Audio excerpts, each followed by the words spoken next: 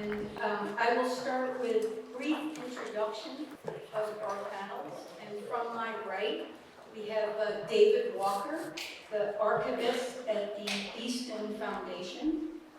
And then next to David, we have Jennifer Wen Ma, and she's an interdisciplinary artist working across installation, painting, video, public art, performance, and oral history, among other things. And then we have Amy Howe. Amy serves as the director of the Noguchi Foundation and was also a longtime assistant to Mr. Noguchi. 2 years, medium amount of time. Well, that's great. I mean, thank you guys so much. And I think with the range of experience that the three of you bring, we'll be able to tease out so many ideas that we'd like to get to today. And I thought we could begin by each of you perhaps discussing a little bit about what brought you to your current position, and maybe give us an overview of the archives and the materials that are housed. So David, maybe we can start with you. Sure, yeah. I studied library science at CUNY, Queens College. Great program. So in doing that, I interned at several artist foundations and wound up at the Easton Foundation, interning, cataloging a lot of books in the home that we preserve. A home that Louise Bourgeois lived in for 48 years in Chelsea. So that's how I started in the position I'm in now, which has turned into me being an archivist full-time. And the archives are very vast. They're much less organized during her lifetime than the presentation Mel gave about the Zai studio.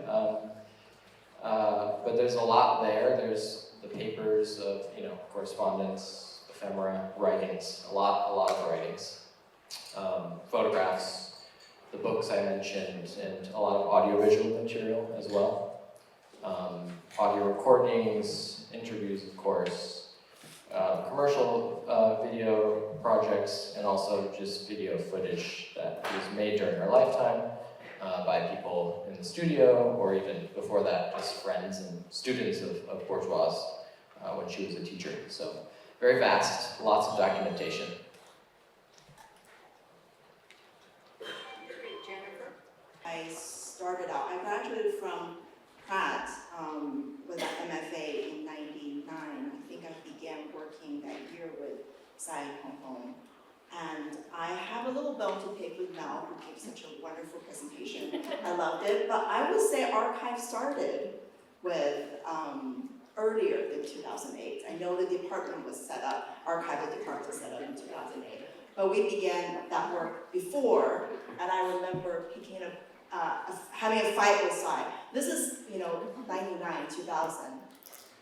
It was like you would have to, when Art Forum said, we want to publish an article, do you have an image of the work? You would take the slide, large format slide, I don't know if anyone even knows what I'm talking about. You would go to the local place, get it copied, and then run over to Art Forum, give them the slide for them to publish. And I said, well, this is just not sustainable. Every time we have to pay this money, or large format is even more expensive. So I said, well, we should get a scanner and scan them and send it to them by email. And Sai argued with me and said, why would I spend $600 for a scanner that can scan slides when the editorial department would just pay for the copy of slides?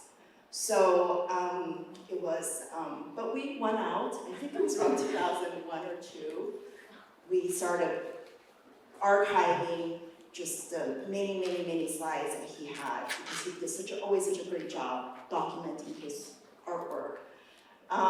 So I was at that studio until 2007, so I worked there for 8 years, and then I left to build my own, focus on my own practice, my own projects, and I did learn a lot. I think obviously Sai Studios archive has just grown so incredibly from our humble beginning.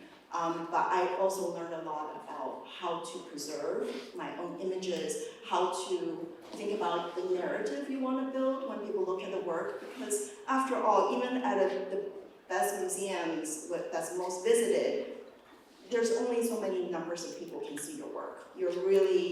People get to know your work through the way you preserve your images, how you present them. There's a second narrative that's crafted through that. So I'm an interdisciplinary artist. I work on quite large projects often, and sometimes they span many years of research and development. So just this idea of keeping track of your own process, not so much, I'm not thinking so long term of how to preserve them for later for people to look at necessarily, as much as I'm the primary benefactor of seeing where I've come from. Am I keeping track of these certain conceptual themes are important to me throughout my career, or within one work? Sometimes a project takes 4 or 5 years of research from beginning to end.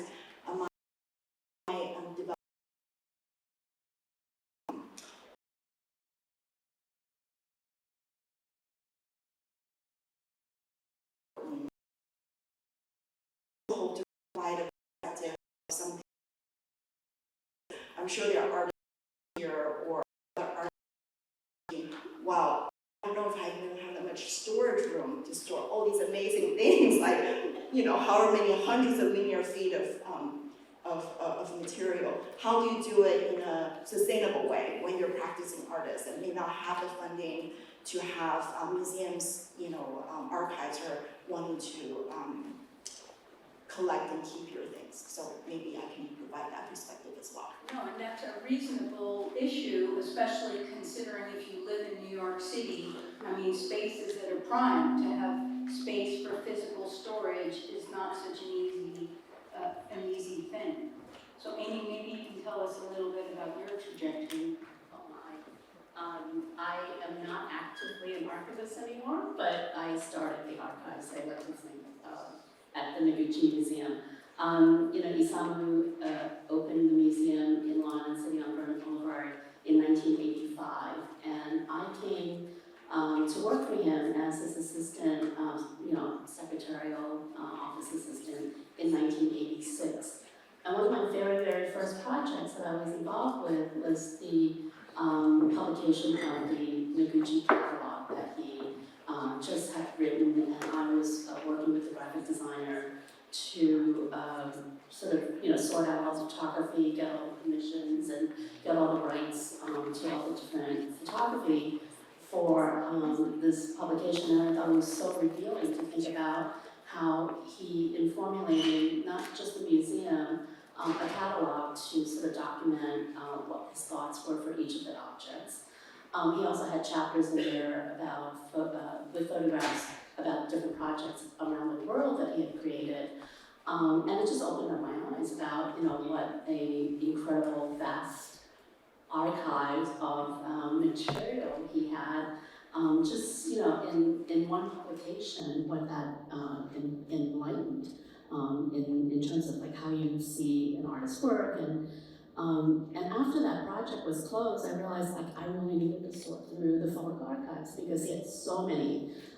He continued, he was living and still, producing vast amount of works and cataloging all his photography for each new series of work, and realizing that, as I started to organize this photography collection, how far back it went. It went to, works from the 20s and 30s with crumbling transparencies or, acid, had acidic issues, and so just really looking at the vast collection and realizing that, this needed to be shared. And I think again, coming in at a time when the museum had just been open and people were not really familiar with this work. I think still I hear as a director now, 40 years later, I'm still hearing people are just discovering who he is and just finding out and wanting to know more. And I think, my next project after the publication of the museum catalog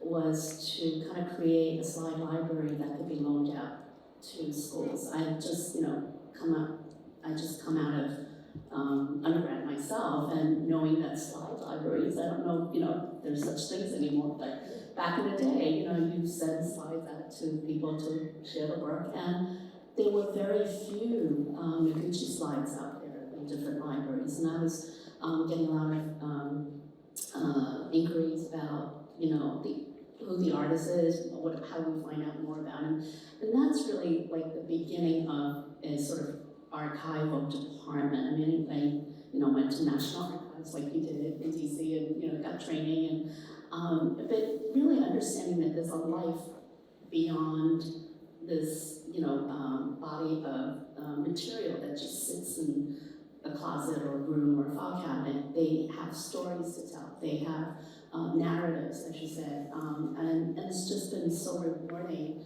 to be able to organize all of this for, so many different audiences. I mean, we work with scholars, we work with curators. And out of all of the work that has been, culminating years and years of organizing inventory, I mean, we're, after Noguchi passed away, we were continuing to look for material. I mean, we knew that there were films done on Noguchi, and so all the outtakes. So, all of these things that are out there that we're still trying to grapple with, and yeah, so many years later, Archives is a living Right, it's a living entity. Yeah. And, I think, for example, with Noguchi, is that he really had foresight in terms of wanting to build an archive with the garden and with his sculptures. And I think you were telling me this morning about his, his upbringing, that his parents really instilled in him a sense of, keeping things, collecting things, also working as a craftsman. So maybe you can kind of give us those strains and how they feed into your work today.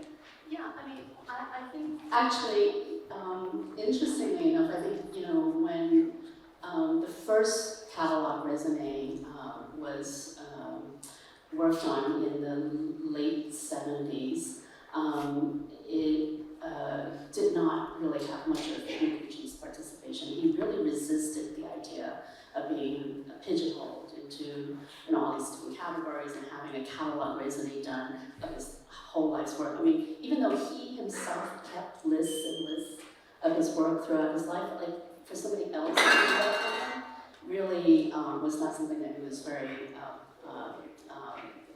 enlightened by, and resisted it quite a bit. But then, at the same time, we knew that he had incredible collections of correspondence and exhibition histories.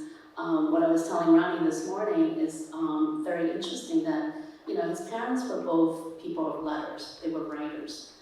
His mother particularly was somebody who I think had envisioned this artistic life for him. Even, from the very, very beginning, from like day one, 1904, I think she had that vision for him, and, had kept all these letters of her correspondence. And, as an adult, I think after she passed away, it, came into his collection. Again, not things that anybody really thought of or knew about, but, he knew the importance of having correspondence as histories. And, just in processing so much of his work during the 90s, right after he passed away, and looking at, and now I look at that to like how this was done, it's really remarkable because, before Instagram, before all this, digital work, he carried his typewriter everywhere. He went and not only wrote letters on it, but had mimeographic, the carbon copy, the old days where you have 2 sheets of paper with a carbon in between. So he kept copies of letters that he wrote to others. Interesting, right? Yeah. I mean, can you imagine doing that these days? Carrying a typewriter along with all this material. But the importance of having all of that was really, really revealing. I mean, even though he kind of resisted having these, catalog resume done about him. He knew that there was something special and that history had to be preserved. And I think that comes from the legacy of his parents. Absolutely. Interesting. And you touched before upon keeping the archive active and how you keep projects going. And I think, David, it's a perfect, like this week, we couldn't have asked for a better week with the exhibition at Hauser and Wirth, Gathering Wool. I don't know how many of you have had the opportunity to see it, but it's a huge exhibition. And also this week in Miami, her work is being highlighted at the Hauser and Wirth booth. But maybe you can tell a little bit. It's a two-story exhibition with very extensive pieces and objects. Maybe you can talk a little bit about the gestation and the curation and how the work was, the archive was tapped into in order to see the fruition of that exhibition.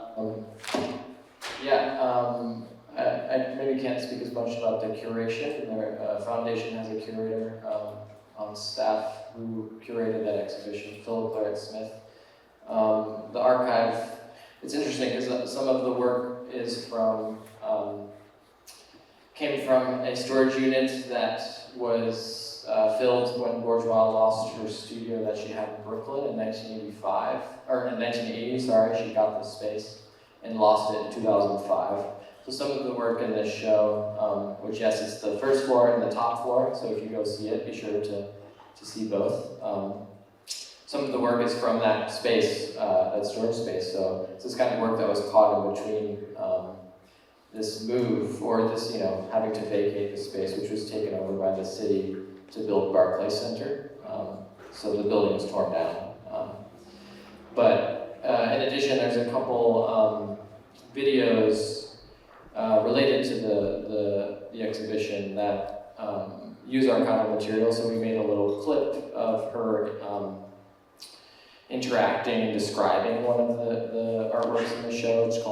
It's called Tusum. You can't miss it. Right when you walk into the show, it's a very large piece that's kinetic, so it's a moving in and out. And there's a great documentation of her when that piece was installed in the early 90s at a show at MoMA. So that's the way that the archive, separate from the sort of idea of the artwork, which is an interesting distinction I think we'll get into, artwork versus archival object or archival material. Those are kind of two ways the archive is present. In a sense, these objects that hadn't been seen and were in storage, and then also the audiovisual material. But was there a reliance on the archival material in order to understand the presentation of those works? Certainly, and both in the sense of the archive itself and also Jared Gorovoy, who's Louise Bourgeois' assistant for 30 years, is still very involved in the shows and installing them. So he's a sort of living archive in a sense, which we briefly discussed this morning. This thing that happens when the people who worked with the artist either retire or move on or pass away, the sort of generational change that happens and the way the archive functions and the foundation functions. As you move away from that, it's interesting how it might change the interpretation of the archive, or of course what's available, because some artists don't want things to be seen for understandable reasons. The Bourgeois archive isn't like that. It's a sort of an open book in a sense, though we're controlling in the sense of, there's always sensitive material in archives as well. Yeah. That's a really important point to understand, that transmission of information in terms of, both Amy and David work directly, or, you're talking about at the Easton Foundation that there's, one person who worked very closely with Louise Bourgeois for many, many years, and the curator of the current exhibition at Hauser, there was also an overlap. And so now you're the next generation, but taking that information, and also Amy, had that direct connection. Do both of your organizations, and I know Jennifer, it brings us to be thinking about oral histories and how important oral histories are, and getting the information from all the people who were on the scene and involved.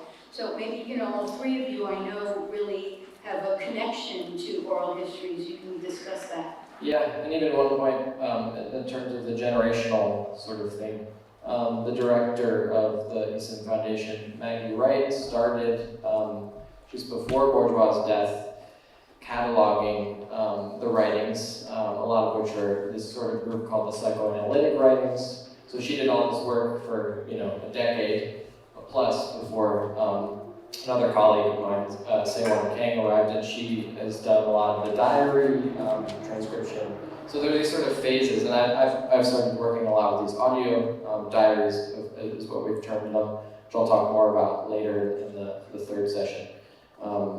So there's almost generations in that sense too, as you build the staff out. The foundation staff has grown slowly. We're still very small, but that kind of happens as well. In oral history, it's interesting. I actually just interviewed an artist who knew Bourgeois in the 70s, and we talk a lot about interviewing, and we're all trying to kind of actualize it because it happens that people die, or you can't. It's just it's hard to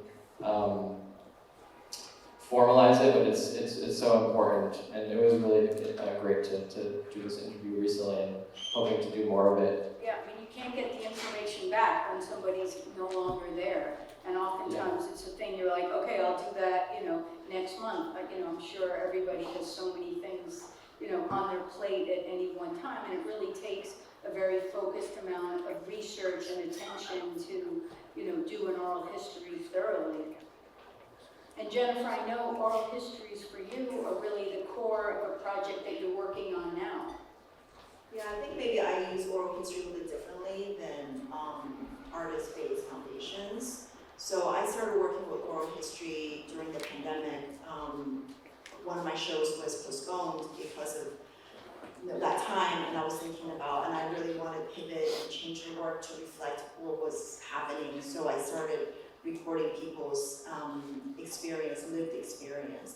And I worked with a wonderful oral historian, Nissa Chow, who was at Columbia at the time, university at the time. And she said that oral history allows people to be the author of their own story.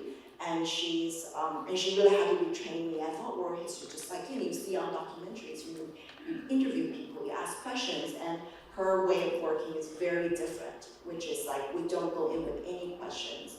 You allow people to go where they want to go. And she had this beautiful expression, like, oral history is, when you're doing an oral history session, you're holding with the person you're speaking with a basin full of emotions that are full to the brim.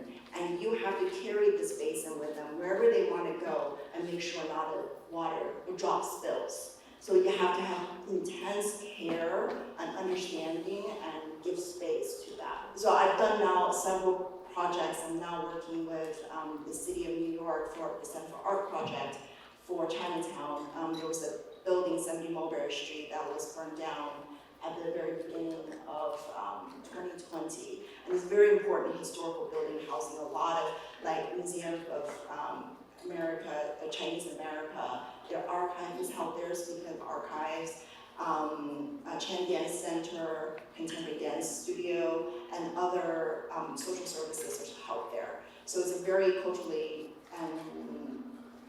just in terms of community, it's very important to Chinatown. So one of the projects I'm doing is two-part. One of them will have this oral history portion. I'm embedding stories, people's memories and aspirations in relationship with this building in Chinatown in these time capsules that's cast in glass that will be a part of the sculpture. And one of the ideas is also that I just did a lot of the recording this summer. We will do more as we go on, and I'll leave a few empty when the building reopens, and then we'll record a few more into the new building once it opens. This idea that history is in the making, today is history for tomorrow, so it doesn't have to be like ancient history, and that every voice, and these are, a lot of people we're recording are not, they themselves say, well, I'm no one significant, why do you want my story? but that's how I think the importance of art can be to elevate everyday people. You don't have to be notable to be in that traditional sense, conventional sense. So, yeah, so I think, in that way, it can be a reflection of this community going forward. And when will the project be realized, and how will people experience it? Well, right now it's slated for 2028. We'll see how quickly the city moves. It's already been postponed for 2 years, and every 6 months I feel like it's pushed back a little more, but 28. And it will be on site. I will have ways we can hear some of the stories on site in the building. I will also live on a website as well as a mobile app. So, and also I think see how technology advances in the next 3 years. So I'm actually leaving some of that design to a little bit later while we're recording, but the presentation, I like to use the newest technology available at that time. Yeah, and speaking of technology, I think, both of the website for the Easton Foundation, for Noguchi, are exemplary. I mean, there really is a thought behind the archive, and all of the, 75,000 photographs are available, and you have it all categorized. I mean, the foundation is separate from the archive, but maybe you can talk a little bit about, how you think about using technology and reaching a different audience, and just kind of the format and the presentation of those materials. Yeah, sure. I think it's been invaluable, absolutely. The process has been very, very rewarding. I think, we do reach curators who, may not make as many trips, especially after the pandemic, wanting to come and look at works. I mean, they can just go on the website and look at various artworks through the Calc Raisonné. And, I think a lot of the research that's generated from that has produced not only exhibitions, but lots of publications for us. I think, we couldn't have done this, in person, especially after the pandemic. But, this was all started before, many years ago. I think, a lot of things were already starting to digitize. I want to give a shout out to my colleagues here, Allison and Austin, who've been archivist team at the Noguchi Museum. And I think we were one of the first artist foundations with a digital catalog raisonné. For many years, catalog raisonnés have always been traditionally in multi-volumes for, very productive artists such as Noguchi.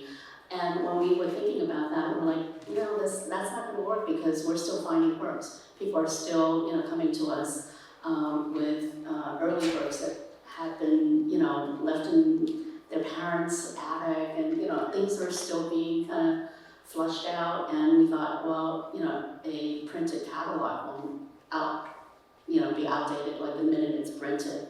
So it was important for us to really think about that process and be able to be more flexible. And the digital catalog raisonné was something that we, really launched. And I think we were one of the first ones. And I'm really proud that, I think it's been a good model. It's always, it's not perfect. I mean, we are still, again, finding new works or really, there's still a lot of research pending on many of the categories from the objects that he made off-site. There's, you go into it and you can just find just about, everything from every decade that was made, and drawings, and it just goes on and on, just thousands and thousands of records. But it's all digitally available. I mean, I think both of the websites are exemplary. I mean, they're really, you can do a deep dive, and I mean, at the Easton Foundation with the first-hand documents and letters, and there's just so much information. Yeah, it's interesting. It makes me think of what Mel referred to in that the artist archive, of course, reflects in some way the artist. And you said Noguchi, you wanted everything available. The Easton sort of balances this, showing and hiding in a sense that Bourgeois would have done as well, being very upfront. She said, she was a woman with no secrets, and researchers do not, we don't have much widely available digitally.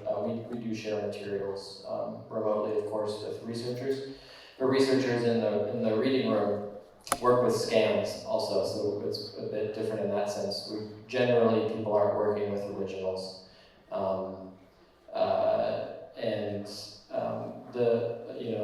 The papers, the writings, the diaries contain everything sort of all together. There's no distinction, so it can be anything from very personal to something very much related to the work or the practice, all sort of mixed together. So that does sort of limit the amount we could make it available, even if we wanted to. But I like to think about it reflecting sort of the artist's process as well, in terms of telling, but also, I mean, she would often say something and then say like, oh, no, I don't actually, she denied being in analysis, and for a long time, even though it was a very important part of her story that she told publicly, but sort of was like, I didn't do it myself, I just think about it a lot. So we sort of reflect that in a sense, but the website was fun to sort of remodel in a way, which we did over the last few years, so it's relatively new in that sense, but just having some highlights and some ways to engage with the material in a really cool way. I mentioned I started by cataloging books. You can browse all of the books in Bourgeois' home through our website, over 7,500 volumes, which are her books as well as her husband's. So it's a fun way to be open in that sense. It's the titles of the book. Yeah, no photos, it's just the bibliographic information catalog. And you can check, there's a link to World Catalog most of them, you can check them out in your local library. I love the idea that the archive itself is a reflection of the artist in a way. And I think, over today we'll be able to see that more and more. Should we start, do we have some questions from the audience? Maybe we can take a few questions and start to have a little back and forth. I'm just thinking about Alan Ginsberg at that stage in his career, having a whole staff, and how that contrasts maybe with some popular fantasies or images of an artist or a poet as this sort of lone individual channeling the cosmos or the culture. And wondering, in light of this kind of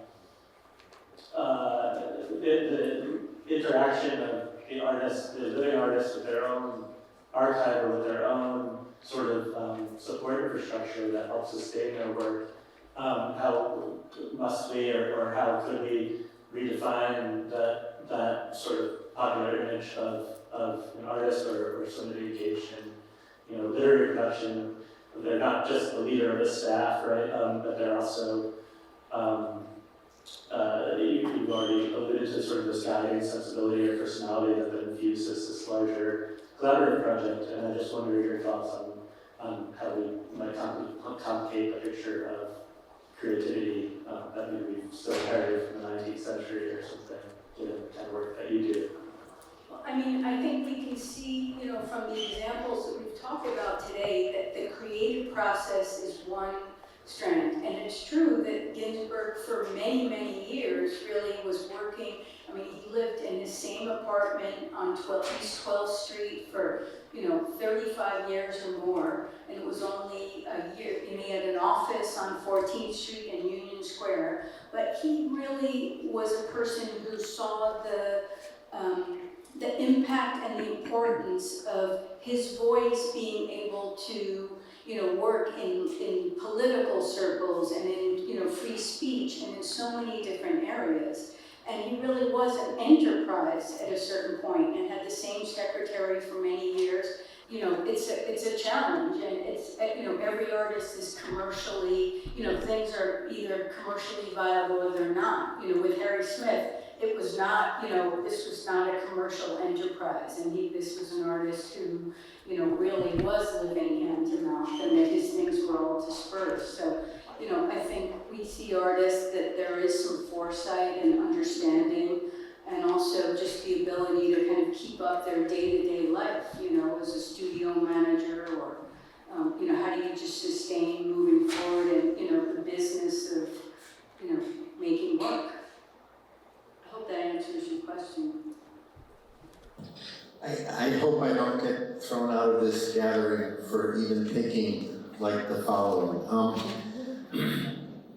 The artwork versus the archives. I understand it's not uncommon for Japanese corporations to have 1,000-year plans. I don't know what I'm doing this weekend.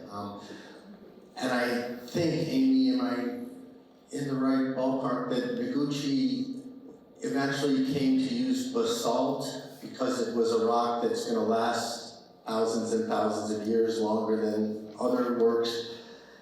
And so artists like Picasso refused to explain their work, and that worked well for him, and everybody's able to imprint their own thinking on his work. So can an archive take away from work? And when should the work stand on its own, and when should we curators and art historians have access to data that will embellish the work itself? That's a loaded question, really. I think, Isamu came to work with basalt particularly because he always wanted, in his mind, I think, metaphorically, to reach to the center of the earth. And I think there's no harder stone than basalt. It's a volcanic material, and that's what, he talked about in terms of like how, he really wanted to touch the earth, right? His first medium was clay, and at the end of his life was basalt. And I think that wrapped up, his whole life. In terms of the archives and what I like to think that, again, it's sort of a living engine for all of us to use as interpreters. And I think he very much didn't prescribe what he wanted you to think of a particular work. He wanted you to experience it. He wanted you to walk around it. He wanted you to, in some cases, be able to climb on it or touch it. But it's your interpretation. He's not prescribing an interpretation to you. But for many of us novices, we want to understand where that comes from. So the archive serves as our teachers, tools for interpreting an artist's work. And I think that interpretation can be, done in so many different ways, right? You will look at a work a different way than, I would or anybody else in this room, and we would have, 300 different sort of takeaways and experiences of that work. So I think that's what the archives does. It sort of produces an interpretation. It helps us understand where he was coming from, what his thought processes was, how he did the work, and I hope that is what's conveyed through the work that we present digitally or through publications or through exhibitions. Thank you. Yeah, and I think that if you look for the proof and the meaning of the artwork in the archive, yeah, that's bad. And the archive should be something that is supplemental. Doesn't really feel like the right word either, but I just rewatched this 2008 talk that Paul did at Live from MRPL, and then they discuss this idea of the diagnostic and prognostic qualities of the archive. So the prognostic is what I would say is what I mean in terms of how does the archive sort of affect or the interpretation and new meaning to come from it. So not using it to create meaning of the work that it sort of reflects, but in addition to, in a sense. Yeah, and I think, there's no question that they're two very distinctive bodies of work, and that, one can experience the artwork on its own, and that's really how an artist, is creating the work with that experience in mind. But then there's all these other, people scurrying around in the back, and if you go to a museum as a curator and make a distinction between how much didactic text do you want to present, and sometimes you go to a museum and there's nothing, certain museums really, they don't want that little, white little box to the right of the painting or the sculpture. And that's a distinction that you make, but going forward with successive generations and years, a scholar, we were talking about activating the work and keeping it alive. And it's really a very active engagement. And in order for that continued engagement to occur, I think it's really important to have those materials available, because 50 years from now, we can be looking for very different things. And so, these things work kind of in tandem.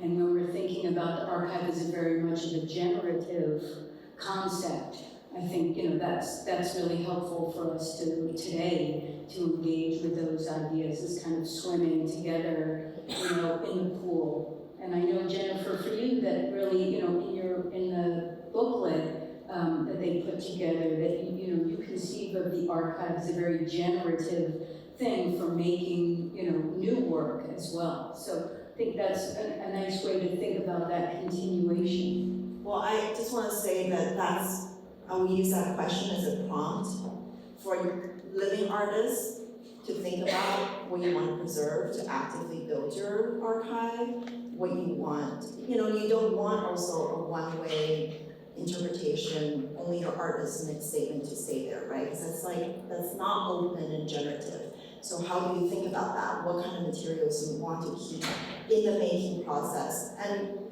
being practical, most of us probably cannot keep everything stored and archived, but what's essential so that people later on could look at your work and get nuanced understanding of it. Yeah, exactly. Any other questions? There's in the back there.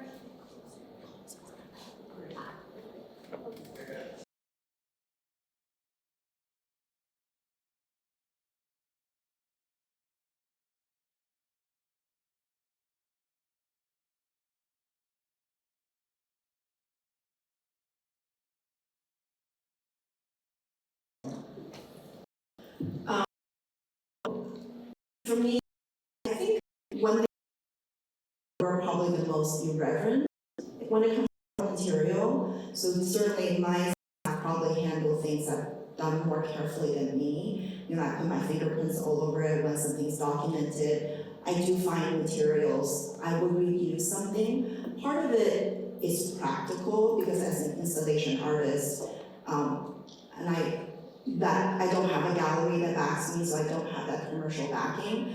Everything goes into storage, right? And sometimes I'm like, okay, what can I use that work for again? Or someone will come to me with a new show and they have very little budget. And I was like, oh, I have this in storage, but I want to make a new piece. I don't want to remount the same thing again. So I feel very free to use things in my storage unit, to reuse it in different ways. So it's kind of cannibalizing your own past work, and they remain distinct works. They're not it's not necessarily one work morphs into the other. They're distinct, sometimes quite distinct works. And another way of archive, it's really helpful. I have a ongoing research archive, things I've just interested me over the years. I do find that I have similar things that will come up over and over again, like dissonance, the sound of dissonance, and this kind of goes back for 20 years and I still think about it. So I like to sometimes go back to my research and see what I looked at before and also what can be added to it. So sometimes a project could be new in the terms of presentation idea, but it could be something that I've been thinking about for 15 years or 20 years. I've done all kinds of research and can see different themes that come up in different works over the years. So I think that's one luxury. is a little bit more complicated for people to, when they're organizing their work. I'm in the process of redoing my website right now, because I wanted my website to be searchable and all of this. And in fact, yesterday we're having a meeting with the designer and my assistant. They're like, well, how do we talk about this work and this work? Because how do you want us to categorize it? I have to say, well, let's put a pin on it and come back, because I'm not sure how we will, the relationship quite yet, because when you're making, you're progressively always making new things, you're attracted to the newest, brightest thing in front of you. But having you think about this, I think it's helpful, right, for me to both look back into my own history and then be a little more thoughtful going forward. I hope that answers. Yeah, and for many artists, it's a very iterative project, that you have an idea that you come back to and you see that kind of echoes of the, Lisa, did you have a question? Is it on? Is it on? Yes. Okay. So my question was there 15 minutes ago, so I don't know It's how I'm okay. going to take us out there. Okay, just in response to what I think Harley was asking about. In terms of this fear of the archive somehow solidifying meaning, is that kind of what you're saying? And I've always felt so passionately that archives really complicate and contradict each other, and the deeper you go in an archive, the deeper you go into the truth that there is no truth.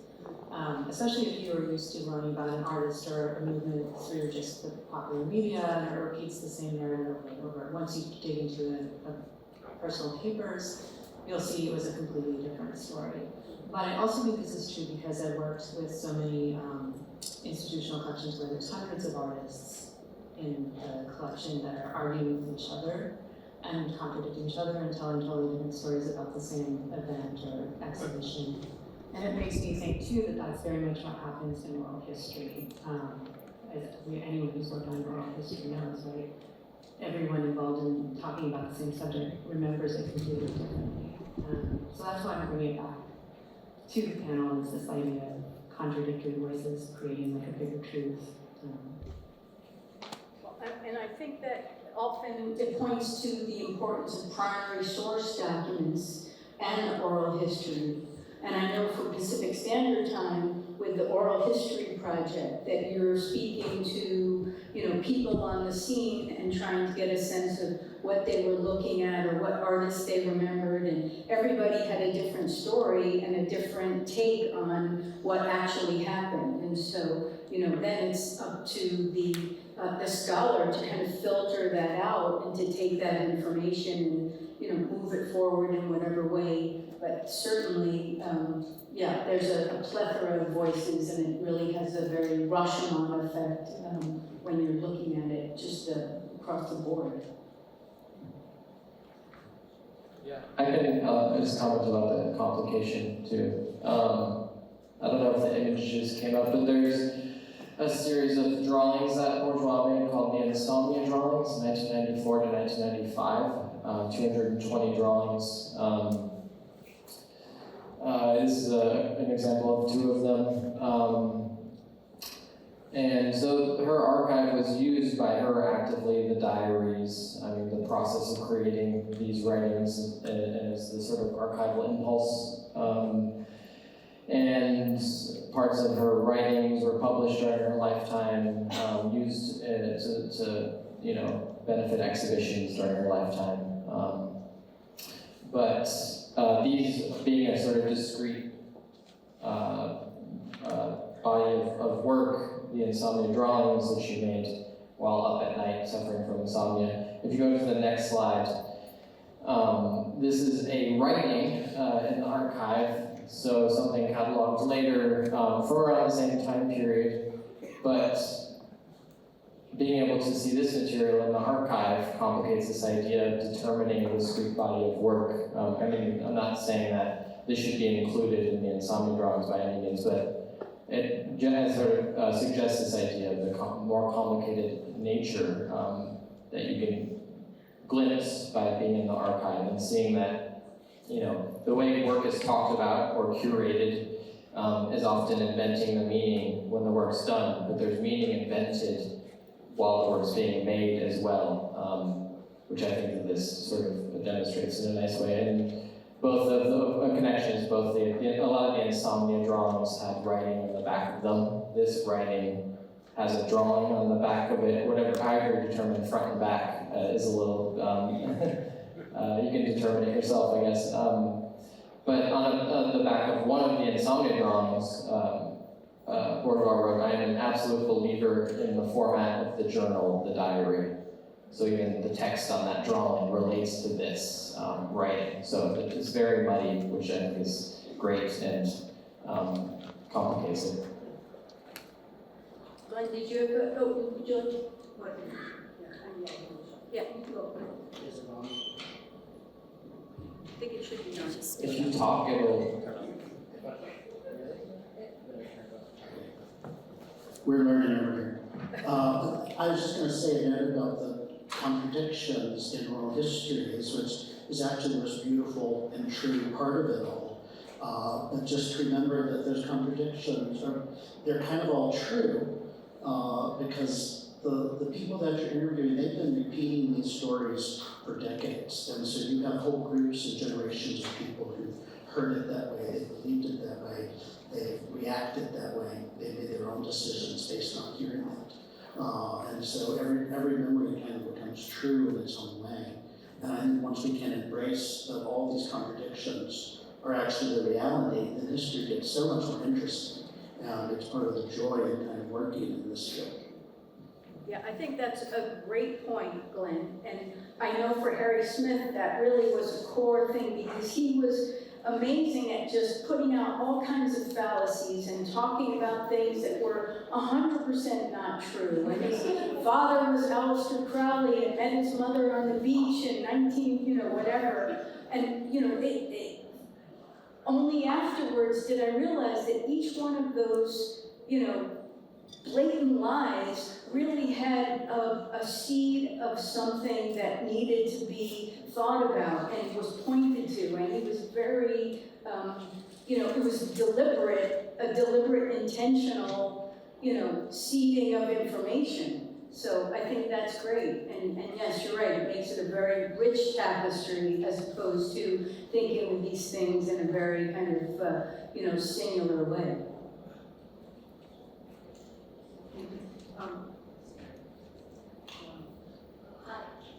Hello again.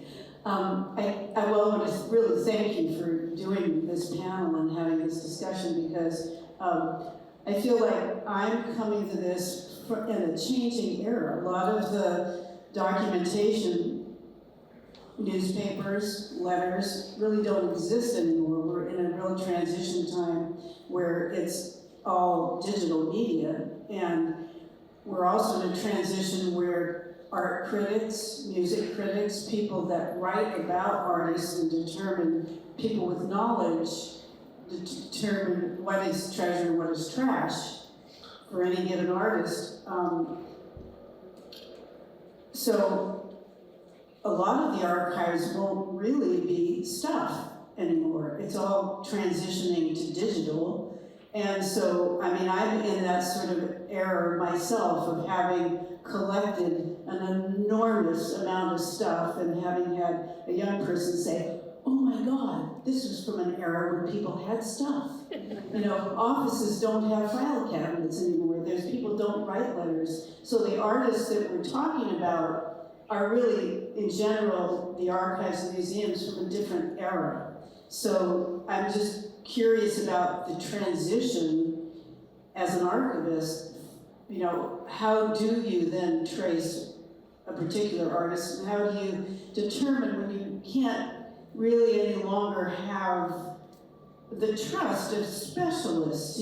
Christopher Knight is leading the LA Times. Who is to determine what's important work and how that rises? Is it influencers? So just to determine what is treasure, what's trash, what's worth keeping.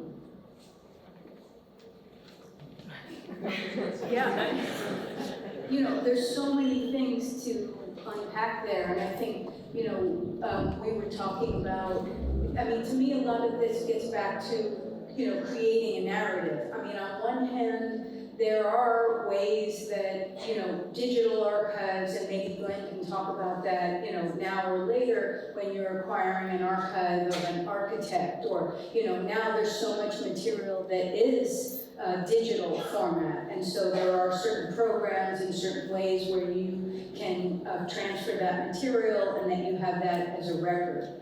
But also, it comes down to a lot of times thinking about what that narrative is. If you're an artist yourself and you have a certain amount of material, how do you shape how other people are going to experience your work? And I think that's something that, we all think about in different ways. But maybe our panelists have some comment on the question. I mean, as I mentioned, everyone, most people do this for better or for worse. Everything is digitized. That's also, so all this stuff gets digitized, so it exists in a second place as digital information with an original that hopefully is kept as well. But the original work is now digital. Yeah, right now, yes, exactly. So everything being born in that world. I was thinking about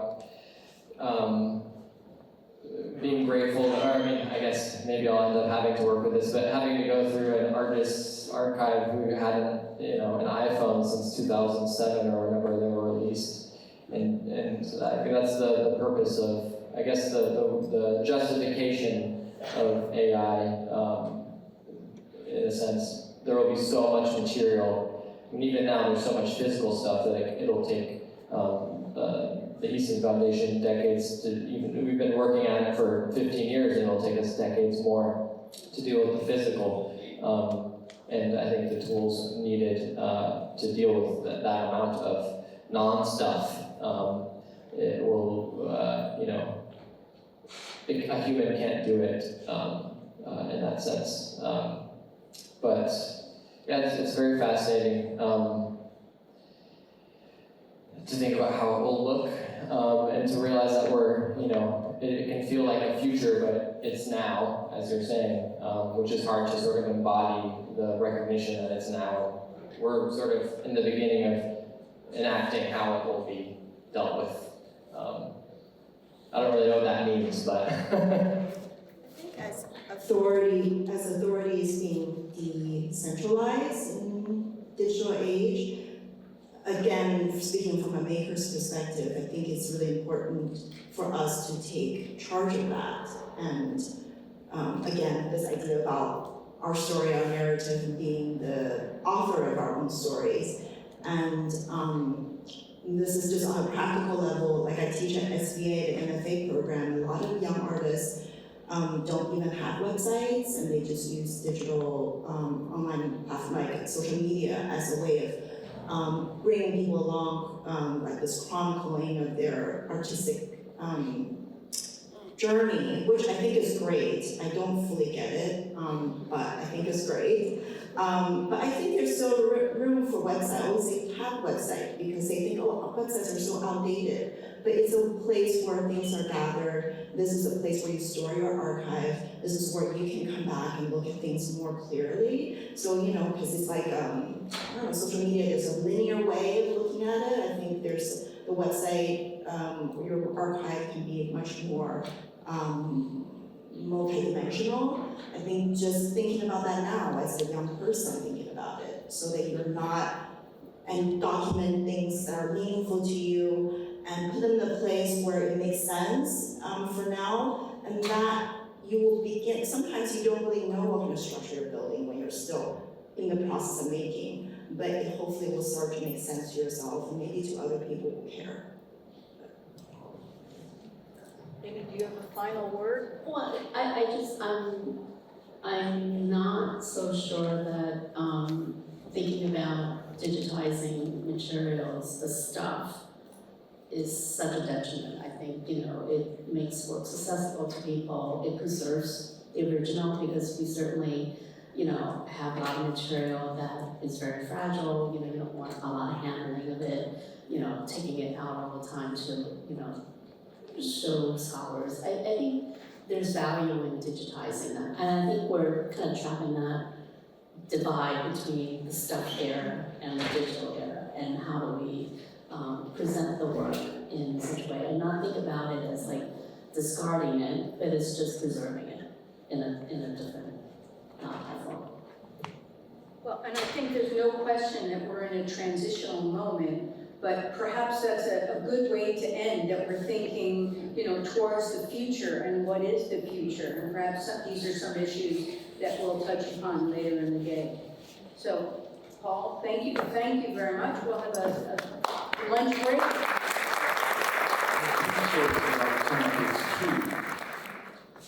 The first is this notion of going back and looking at one's own past.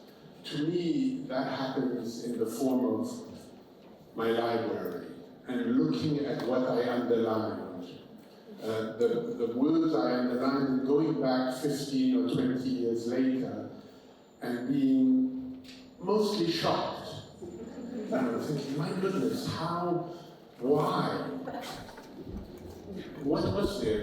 And trying to figure out what motivated me or interested me at that moment.